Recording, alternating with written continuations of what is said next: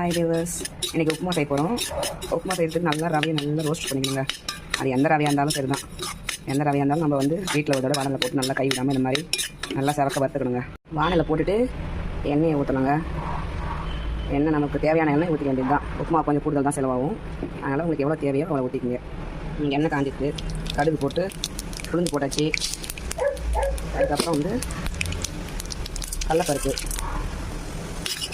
கடுகு ஊற்றினது எல்லாம் நல்லா வதங்கிக்கிறது. வெங்காயம், பச்சை மிளகாய், இஞ்சி எல்லாத்தையும் போட்டு நல்லா வதக்கணுங்க. உப்புமாவுக்கு வந்து நல்லா ரோஸ்டடாக ஆகுது. அவ்வளோ வெங்காயம்லாம் இந்த லைட்டாக வெங்காயத்தை போட்டாச்சு. வெங்காயம், பச்சை மிளகாய், இஞ்சி மூணும் போட்டாச்சுங்க. போட்டு நல்லா வாசம் ஆகுது.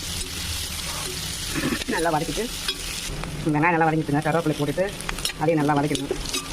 இந்த அளவுக்கு வெங்காயம் வதங்கினா போடுங்க. இப்போ வந்து நம்ம எவ்வளோ இது ரவை எடுக்கிறோமோ அது மாதிரி 4 டம்ளர் தண்ணி ஊற்றிக்கணும். ஆமாம், 4 டம்ளர் நல்லா ரவை வந்து கொஞ்சம் தளத்தலன்னு இருக்கும். இந்த ஒரு கிளாஸில் 4 ஊற்றுறதுன்னு வச்சுங்க தண்ணி.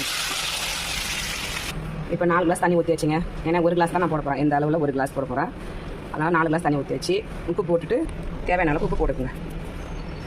நல்லா தண்ணி கொதிக்குது பாருங்கள். இப்போ நல்லா ரவையை வந்து அப்படியே தூவி விடணும். இந்த மாதிரி தூவி விட்டால் தான் நல்லாயிருக்கும். அப்படியே குண்டா போட்டிங்கன்னா கொஞ்சம் நல்லா கட்டி கட்டியாக ஆகிடும். இப்போ பாருங்கள், நல்லா கொதிச்சு வருது பாருங்கள். இன்னும் ஒரு 10 நிமிஷத்தில் வெந்துடும்.